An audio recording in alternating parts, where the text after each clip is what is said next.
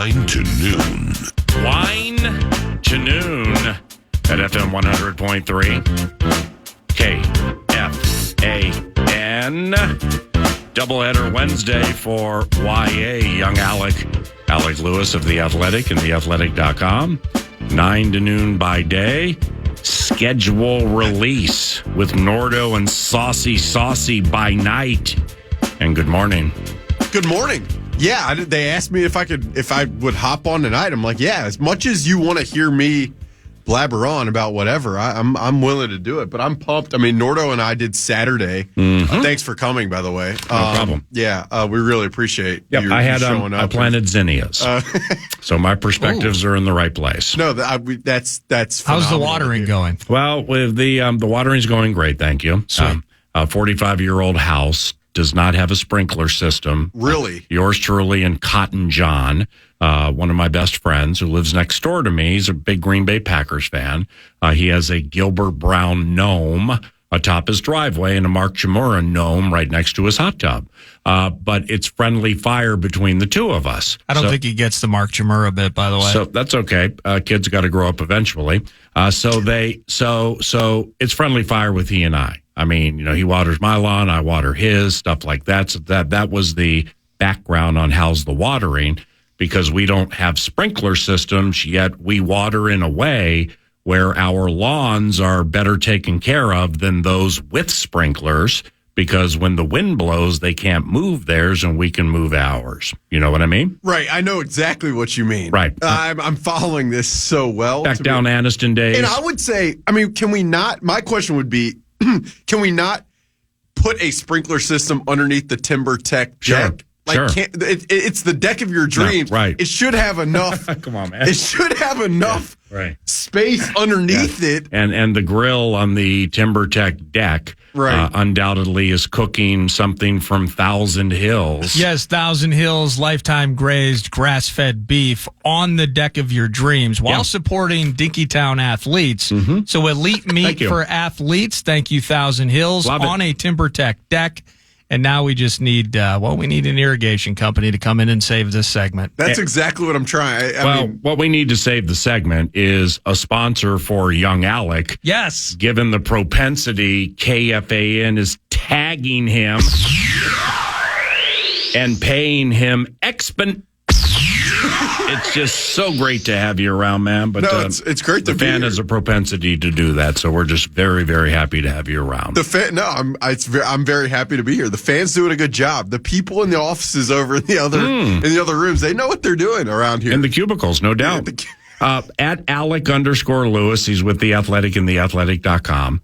I had to change my Athletic password, and the new one includes the word dandelions in honor of you. I always love that one. That's creative. And good morning. Yeah, good morning. Yeah, did you actually have to change it? Yeah. Change the password? That was a New York Times thing. Yeah, we migrated our website. It's really, migrating websites is as good of radio as you're ever going to find. Okay. Over from The Athletic to the New York Times. I don't really know the background behind that. I just do football stuff here locally. So I'm not a data analytics expert. But the new username / password situation, it has a limit per letters or characters for the password. Because with mine, given you're tied to the New York Times, I attempted to make my password all the news that's fit to print or all the news that fits we print. I always love that one. You're on fire. And no, I'm not. No, nobody understands that except for you, but that's fine. I do a lot of that stuff. So anyway, dandelions is in my password if you want to start searching. What do you think of the T-Wolves game?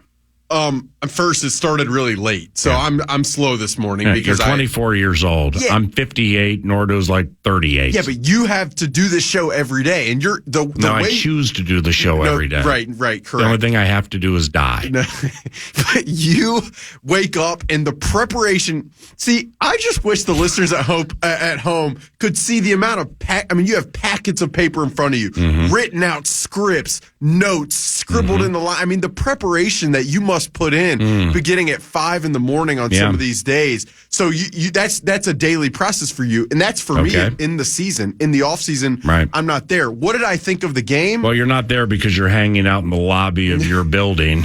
I always love that. Seeing which way the spirit takes the moment. But anyway, good morning. You are unbelievable. What'd you think of the Wolves game? I think when I watched Jokic. Hold on, so I don't forget. What time's the life changer tonight? 6:30 p.m. right after Bumper to Bumper. From 6:30, we'll lead you up to 7 when we actually start getting the games officially, and we'll take you until 7:30. 6:30, Saucy, a mad producer, and a YA. And it's brought to you by 7th Avenue Pizza as well. So thank you, 7th Avenue, as always. That's tonight on KFAN Wolves game. After Sunday night's game, and I was at Target Center for both Game 3 and Game 4. I texted my dad, and it was not a hot take, but I texted him right after the game. The best 3 athletes I've ever seen in person are Patrick Mahomes, Shohei Ohtani, and Jokic. Wow. I was Sunday night even. I was just blown away by this guy. What about Locaine? Or Bobby Witt Jr. No, but I love Bobby. Oh, wow. What a great call that was. Love Bobby, but it's just not even close. There are certain guys who just see it is like Jokic. You grew up in the shadow of Tuscaloosa. I mean, Amari Cooper, Alabama, Joe Namath. Yeah, great players. You see what I'm saying? Yeah, I saw Cam Newton at Auburn. Great player. You stand by what you're saying, right? So strongly, as strongly as I've ever to strong. Yeah, I got it. It is, you know how some listen to podcasts on like double speed to make their some people listen to podcasts on 2 times speed. Why? So that they can get through it quicker. Jokic plays basketball like he's on like half speed. Yeah. It's just, I was just watching these games. It's like, okay, if you double him, he makes the perfect pass. Yeah. If you roam around and help, he makes the right pass at the right time. Yeah. If you single cover him, he just pummels you to oblivion. It is. Wow, that's nice. And it looks like he's made of rubber. Like guys bounce off of him. He's savvy. He lets the ball bounce in the fourth quarter before inbounding it to waste time. Everything he does is just it's like an MVP. Yeah, it's really hot take. But everything he does, it's like, I guess his body type masks. Old people's ribs hurt after that laugh. Anyway, continue. His whole body type to me just masks like this brain of a basketball player that is as good as I've likable. ever seen. I mean, he's humble. And he's not trash talker at all. I wouldn't even say but he's likable. I didn't even love him until I saw him play in person, and then I'm just like this. And that's how are your seats? Props to Johnny Athletic. Pretty good, right? Yeah, you're going to be there tomorrow too. No, I will not. I'm actually going to be in your lobby. No, I'm hitting the road for again. That's all you do is go to Chicago and Atlanta and Turks and Caicos, and you miss like big off-season events for weddings. What the hell? No, I have a bachelor party. No, wait, it was around the Cincinnati. Wait, you weren't at the Cincinnati game, right? I wasn't because I had a wedding. Rob, fans learn we only have 17 of them. I'm sorry, my whole high school in Alabama decided to get married while I'm up here single in Minnesota. I'm sorry. That's just the nature of the beast. What do you want me to say? I understand. So that's why you're not going, or you're not going by choice. That's why I'm not going. If I was here, I would 100% be in the gym. Would you? Tomorrow night, yeah. Yep, and pretty good seats too, huh? Yeah, you too, right? By the way. Yours were better than mine. Yeah, but I was working. You were fanning. Really? Yeah, I was. Yeah, love the 2,000-word piece you put together on Game 4. Yeah. Norda's and trolling. The 1,600-word piece that I can't find at The Athletic on Game 3. I love that one, too. That's great. I didn't know I was going to get Max didn't want that seat. Look, the game. I took notes. I've got an iPad full of notes. Yeah. I didn't bring my backpack and stuff in, but I'll show you. It seems great. And look. After the game, I look at John Krasinski, who knows this team and covering this game better than anybody, and I'm like, look, there's not a ton here. Yeah, they got.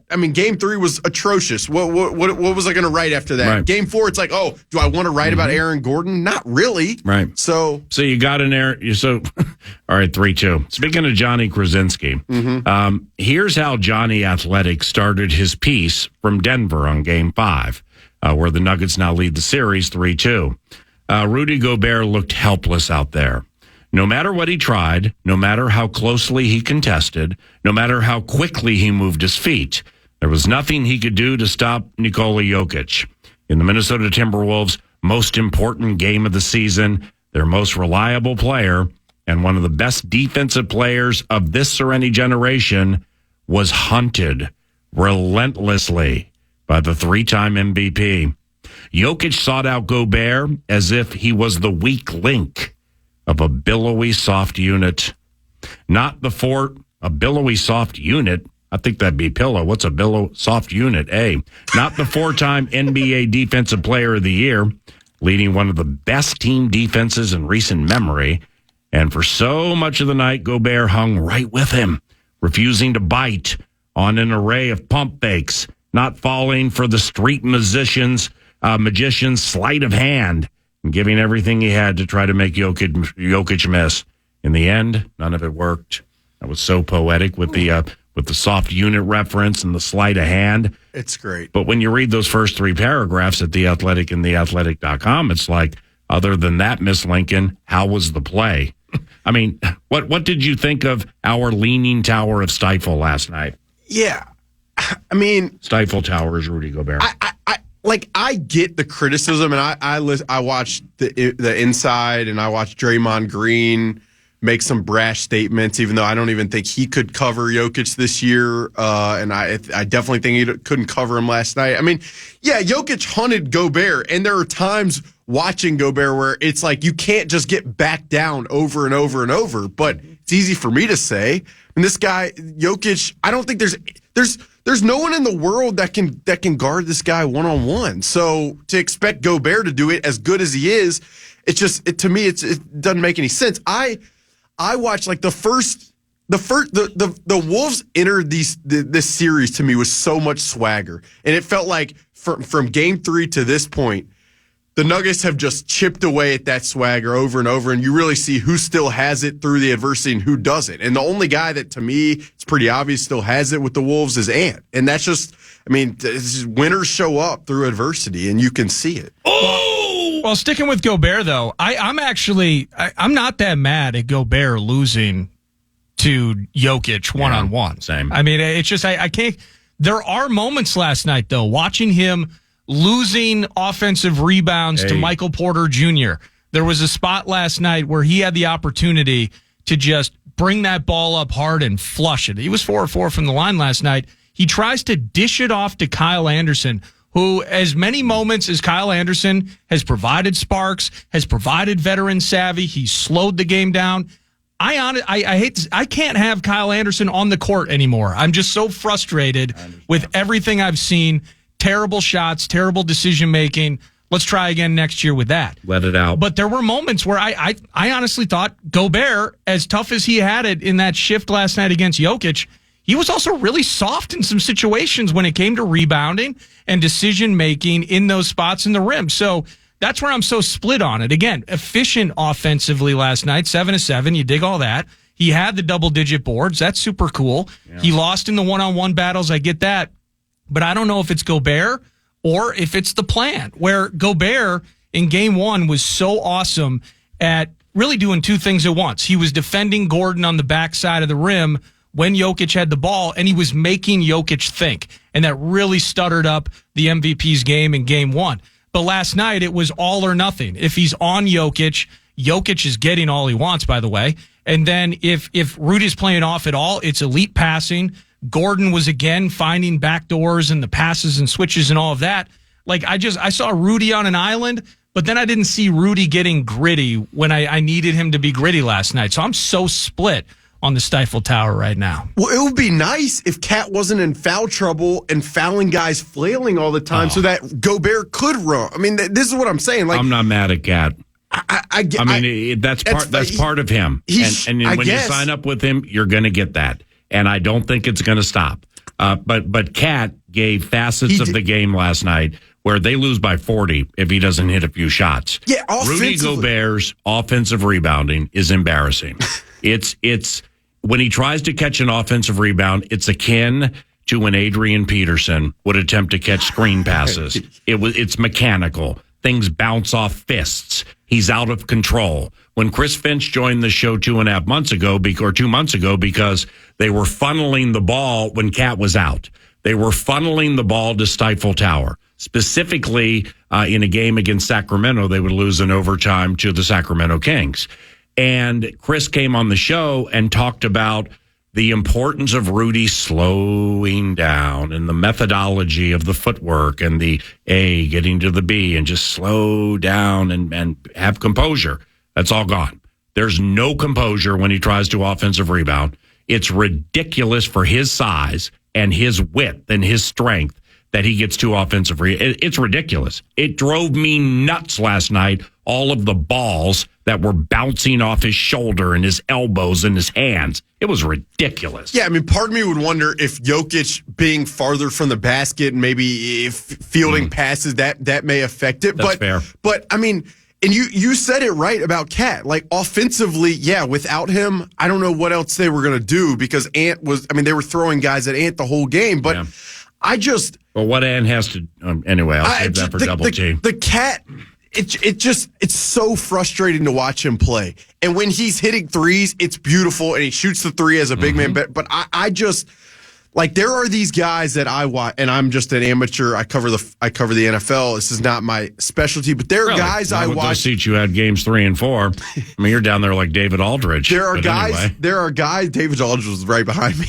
Yeah, I know. With that great story he wrote about defensive immortality and compared us to the Pistons, and then we went to hell in a handbasket. But anyway, there are guys I watch, and Michael Porter on the other side is one of them, where I'm just not totally sure. Like, I mean, and this is like a very sports radio thing to say, but it's like just some guys are winners and they contribute to winning in these big adversity environments. Yeah, that's Kansas City sports radio. We don't say it that way here. That's fine.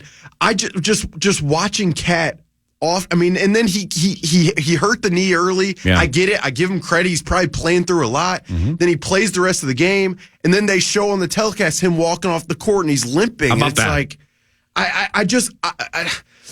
It's hard for me sometimes to square it all, but I think Nordo's point and your point about Rudy is also right. He's dead right. It reminds me about of my first year being here and watching him up close. I was like, can this guy just clasp the ball? Yes. Like, just please hold on to the ball strong. And there are times where it just doesn't happen, and it's frustrating. Off Cat limping, I have a couple of things here.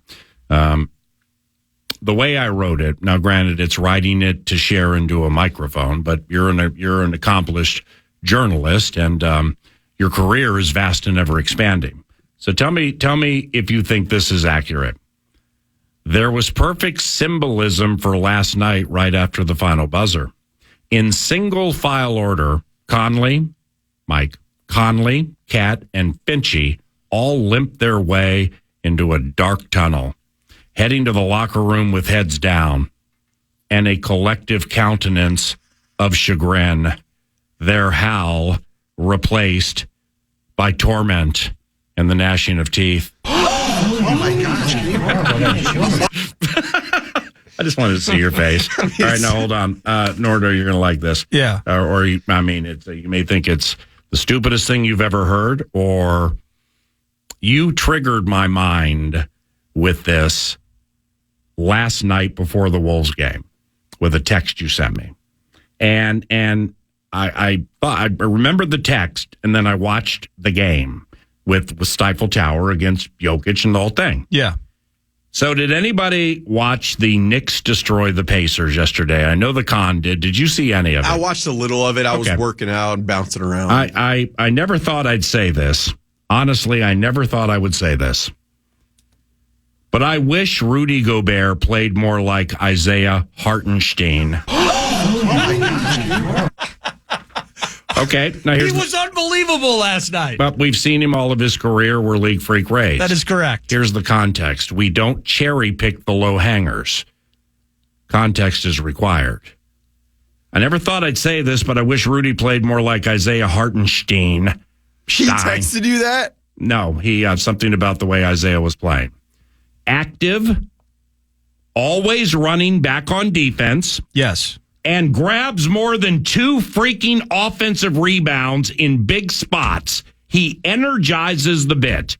Is that too much of a stretch to just wish facets of Stifle Tower's game were that of Isaiah Hartenstein's variety. Well, no, but Rudy Gobert. You get it. Rudy Gobert has made his money, and he's hoisted those trophies, 4 of them now. You don't even need seats in the 4th row like young Alec to get it. You get it. On the other, he's made that money on the other side of the court. Yeah. And if he had an Isaiah Hartenstein. Yeah.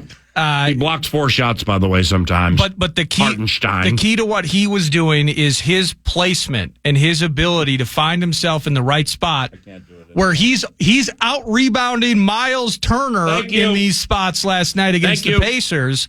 And again, as an outsider, as a guy that just watches his stuff and talks about it, there's got to be an art to it.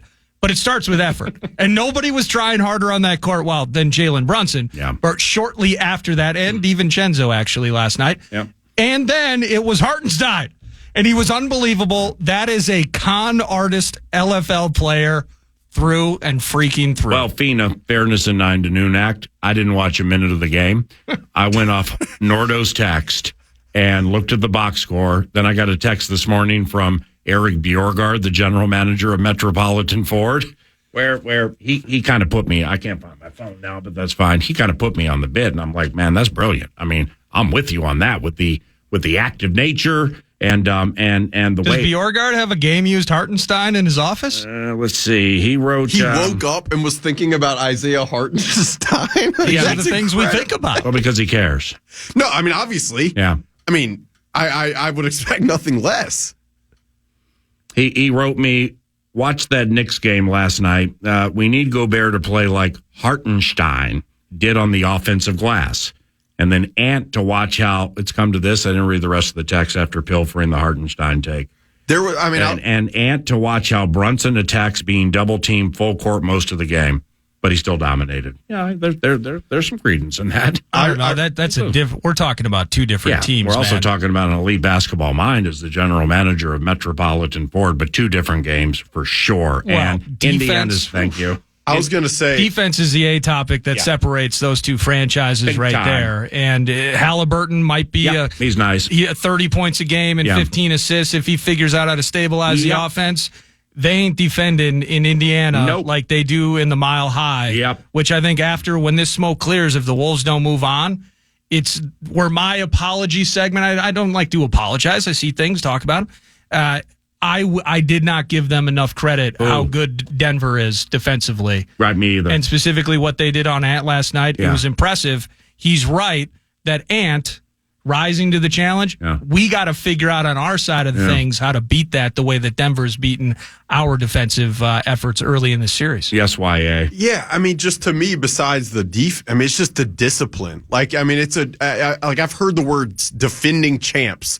Every press conference it comes up. They're the defending champs. They're the defending. We know they're the defending champ. Like the discipline of that team and just their entire aura and vibe, like it's a Michael Malone thing. It's of the championship variety. It's an Aaron Gordon thing. Like those guys are just there's no weakness. Yeah, you sense no weakness with those guys, and I think on the Wolves side over these last 3 games, like you sense major weakness, and I don't know if that's an innate, like those guys just don't have it. I don't know if that's a team chemistry thing. And I'm sure those are questions like the people in charge are going to have to sort through if the dust settles and they lose game 6. It's NFL schedule release day. And we know the Vikings are in London the first Sunday in October to play the Jets. There will be leaks during the course of the day. Specifically on social media. And when we return, we'll discuss schedule release day and maybe some more on the Howl. This is 9 to noon, your cash thing later. The Fan and BigDeck.com want to give you a chance to put $1,000 in your hand with the National Cash Contest. Go to KFAN.com, enter the keyword check, and you might win $1,000. Check is the keyword at KFAN.com.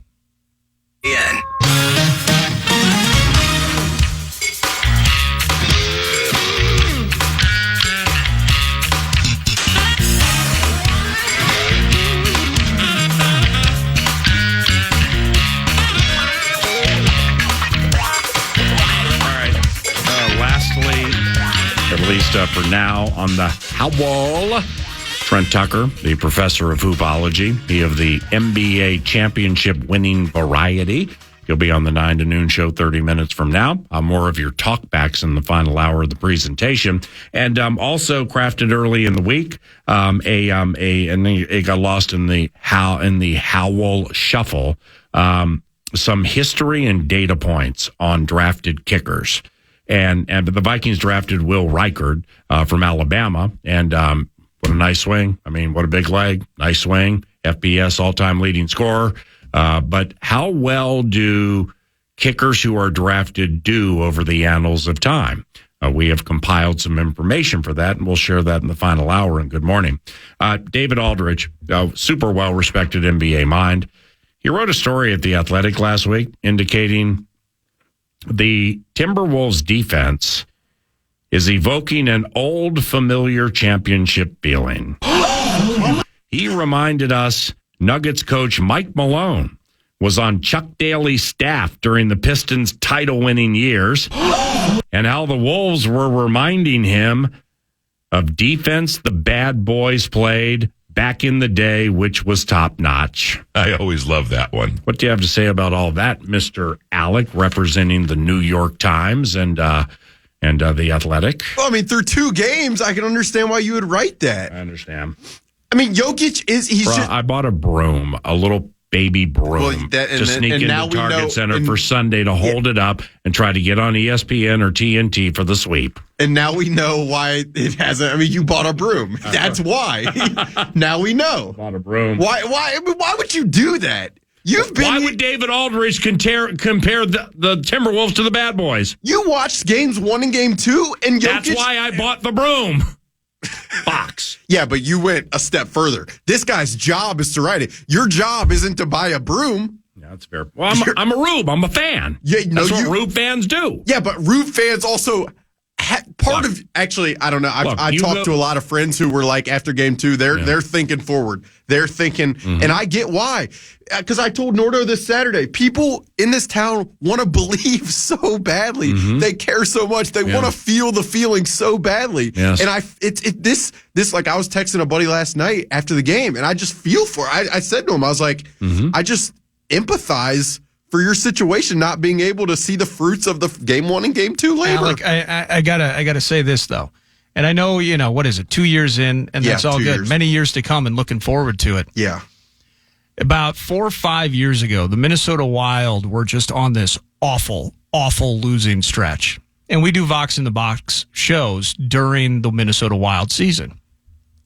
PA went to, I believe it was a Target store. Oh, yeah. And he paid no less than $20 to $25. The white thing? For a stuffed unicorn, a white stuffed unicorn. And we called the radio show was called White Horse Radio. And he removed the horn. That was a process in itself. Yep. And he brought that white stuffed horse to the penalty box at XL Energy Center. Yep. Well, let me tell you this, Alec. Losing streak, losing stretch, worried about the playoffs. Over. Team goes on a run. Team makes playoffs. I mean, they lost in the first round, but that's not the point, Alec. White Horse Radio, that's what 9 to noon does. He was simply trying to replicate that different team, but same idea in the form of a small broom. And just a gentle reminder to a surrogate. We were here before you got here, and we will be here after you're gone. I always love that one. Okay, so we can start there. And secondly, I just like how that sounded. Hey, I always love that one. And secondly, as White Horse Radio would go, I'm not necessarily a big luck guy or anything, so you can just deduce it however you want. No, I know. The Minnesota Wild with this Vox in the Box. Are you familiar with what that is? Yeah, I went with you. Oh, you sure did? Yeah, okay. I was blown away. Yep, skating next to the ice, your glasses shotting. fogged. Yeah, you thought the guy brought us pretzels. It was. You thought Anze Kopitar was Wayne Gretzky because your bifocals were fogged because of the ice, and it was all weird and everything. But is at one point with that Vox in the Box when Mike Yeo was the coach of the Minnesota Wild. I remember Mike, yeah. When 9 to noon was at the penalty box at XL Energy Center, the Minnesota Wild at one point in a season won 19 consecutive Vox in the Box appearances. So much so, Mike Yeo went to media relations, Aaron Sickman, and operations and said, we'd like to have 9 to noon come on the team plane and go to Colorado with us for this series against the Avs. Once we learned that yours truly would be taking the seat of somebody who otherwise needs to be at the game, always goes to the games, the charters are smaller, then I'm like, well, I'm out. I ain't doing that, okay? They lost the next 3 games. Oh my God. We were here before you got here, and we will be here after you're gone. As you move on to Sports Illustrated and push a button and AI writes your stories, and you're just popping tags and scooping chips, we'll still be here. No, that's awesome, but that's hockey. We're talking about basketball, aren't we? We're talking about sports. Same fishbowl, different rock. Interesting. I mean, I bring a broom. You go to Tuscaloosa wearing a game-worn Amari Cooper or a game-worn Josh Jacobs, and you paint your face red, and you yell lascivious things to backers of LSU Tigers football. What you say about Baton Rouge, you say it in French, and you think nobody understands. A lot of people understand. So to each their own when it comes to rubidity, and good morning. Good morning. No, you're exactly right. I shouldn't have chastised you for bringing a small little broom to Game 3. Very mature of this 58-year-old, isn't it? Right. Yeah, I can't fathom why that would be abnormal. Yeah, I understand. NFL schedule release day and closing for this segment. I'm thinking we might just go ahead and make it a full throttle doubleheader Wednesday for young Alec and keep you an extra segment if you don't mind. Whatever you need. I'm here at your service. Alec is on the radio this evening with Nordo and Saucy. Saucy, 6:30, big schedule release show for the first 30 minutes in the show. Since the schedule will not be released at that time, undoubtedly they will give you everything you need to know with the who, what, where, when, and why of Tottenham Hotspur Stadium. And the game we do know, the Vikings are in London the first Sunday of October to play the New York Jets. Cool. I mean, I think it's cool, but I think the worldly affair would have meant more to the fans had it been at U.S. Bank Stadium. I wonder why this one is over there. Any idea? I don't know. It seems like people like watching Aaron Rodgers, listening to Aaron Rodgers. Yeah. David Aldridge says because our defense is so good, it travels in worldly fashion. I have a question for you. Do you think the Jets' defense is the best defense the Vikings are going to play this year? That's a good question. I was going through the opponents, and I'm thinking they got Hassan Reddick, Quinnen Williams, Sauce Gardner, DJ Reed. I mean, it's a good defense. They got DJ Reader? He went to Green Bay. DJ Reed. Oh, yeah. Reed, did DJ Reader go to Green Bay? Where'd he go?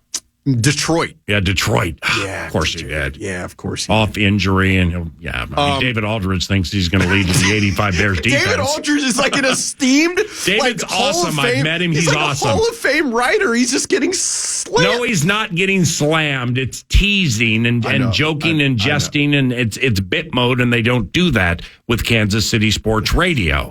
So therefore, it's all new to you. Thus, you're all wide-eyed. No, that's correct.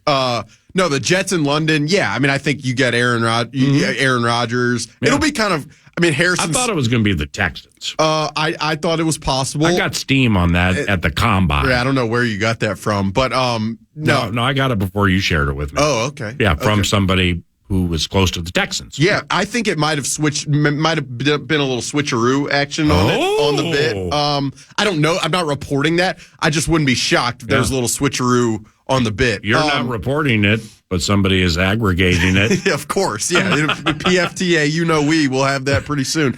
My God. Look. My golly, I mean, excuse me. All right, the Texans matchup, I mean, now that's going to be at U.S. Bank Stadium, you'll get Danielle Hunter and Stephon Diggs back here. Back here locally. That'll be interesting. But did Vikings fans still with the Jets not being here? Is that a thing? And I feel stupid and daft for not thinking about that. I wasn't worried about Aaron Rodgers coming back to U.S. Bank Stadium, and now that you laid that out, Alec, I'd much rather see number 99 back here and Stephon. I think that would be the fan. That's more interesting to me. Yeah. Good point. I mean, the only Aaron Rodgers, for me, it's like Harrison Smith, the little games he plays with Aaron Rodgers. It could be their last kind of go around. That's kind of interesting. But I mean, after what Mekhi Blackman does to Stephon Diggs, I always love that one. They're going to wish that game was in London and at a very later date. Why did you do that? That's Alec Lewis. Some more schedule release ideas of like where we hope games fall and why and stuff like that is around the corner. So please don't leave.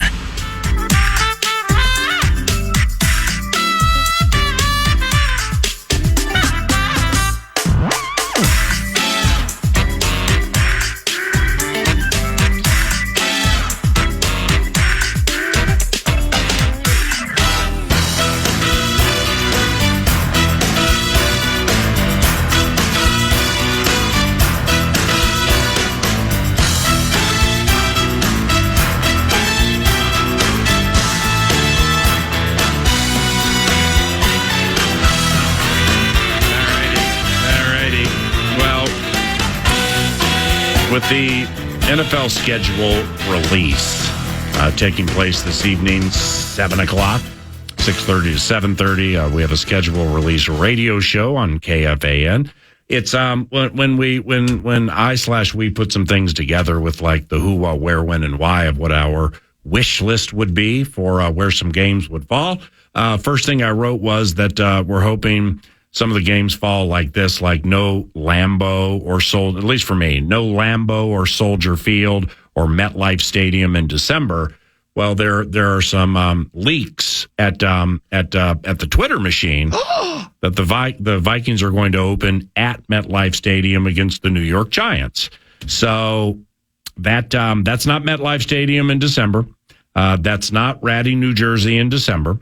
That is a victory to begin the 2024 season against Daniel Jones. And I hope you have blue pants because it'll cover the stains on the back after what B-Flow's about to do with you.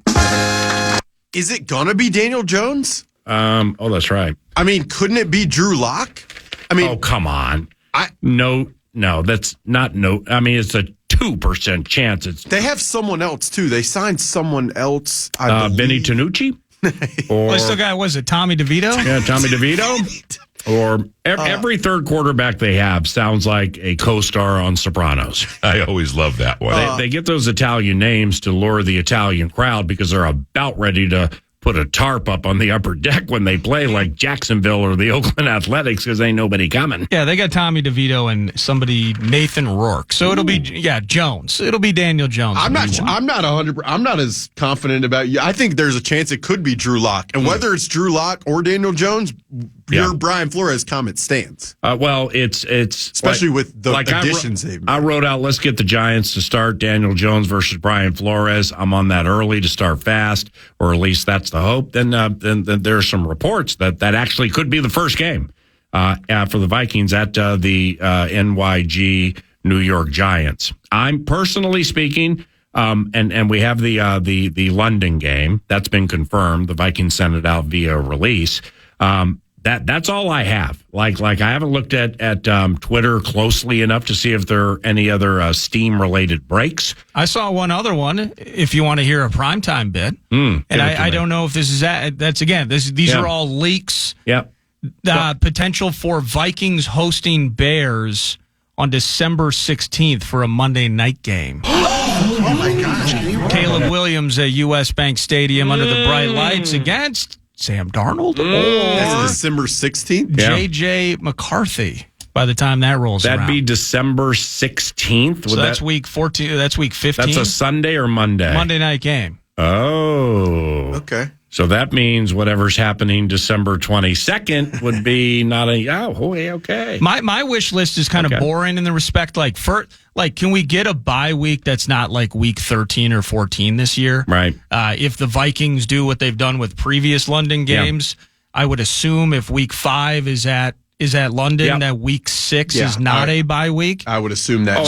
They generally have byes after London trips. But I thought the Vikings chose not to after the last one. I believe they did in 22 after the Saints. I think they played in week 5. But what I would say, Nordo, is your want for that to be the case is something that I would feel very confident in expecting. And then I don't want you got steam. You got steam. Okay. Yeah, we played. Yeah, we played 2 weeks after. We played Chicago immediately after. Then we went to Miami, and then our bye week was week 7. Mm-hmm. That was the Cam Dantzler, Amir Smith, Marset strip. Oh yeah, return. I can't believe I remember. Oh, where the Vikings were up like 3 touchdowns, and then suddenly Darnell Mooney with the JJ style 4th down catch at Buffalo. Oh, Justin Fields running around like Usain Bolt. Nobody can catch him or find him. I think he had like 90 rushing yards in the second half. There was like a 63-yard run that got, I think it might have gotten called back or something, or maybe it didn't. But yeah, he was. It hurt my feelings. He was electric inside that day. But yeah, Nordo, I think you're right. Or it's right to expect a potential bye week 6 after the London game. I think we're going to get Lambeau super late and super cold too. I'm not sure about that one. Yeah, we don't think that. I'm hoping for the Cousins game the week after he and the Falcons play Zimmer and the Cowboys. I mean, Zimmer and Sean Payton think a lot alike, so the plan probably will be to hit Kirk again and again and again and again. And then we'll take Cuz Buzz the next week after Zimmer put some good stuff on tape. I mean, I thought originally it made a ton of sense to have the Christmas game, the Kirk return, Netflix. You got the quarterback show with Kirk. You got the receiver show with Justin. Yeah, I really hope they don't have a game on Christmas. Me, I hate games on Christmas. Yeah, I just hate them. I would like to go home to Anniston and see my family. Especially when they're on the road, because then Christmas Eve dead, Christmas Day dead. Right. Oh, you chose the job. You're right. No, that's fair. But I that's what I originally thought made a lot of sense. Not totally sure we're going to see that given the way some things play out. But what I would say, you mentioned the Giants game that has been reported. I just saw it on Twitter. Yeah, someone said it or whatever. Yeah. Oh, no, it was noted football reporter and friend of mine, Steffi Smalls. I always love that. But it's going to be. I mean, from what it sounds like in terms of who they might play from weeks 2 to 5. Yeah. Winning that game on the road in New York, it sounds. I mean, it's going to be pretty important if they want to. I mean, surprise anyone in terms of what they want to accomplish. And I mean, honestly, a pretty good matchup for Sam Darnold's first week, I would think. Like, obviously, the Giants added Brian Burns. They've got some talent on the front, but if you're trying to get Sam Darnold in and have him feel pretty good, I don't hate that first matchup. In closing, what did you glean or what did you pull from J.J. McCarthy at rookie camp when you were up on that berm?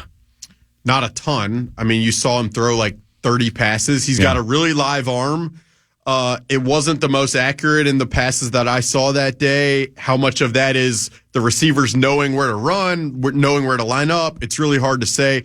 Again, I've said it before. I wrote it earlier this week, having talked to John Beck, who's his private quarterbacks coach.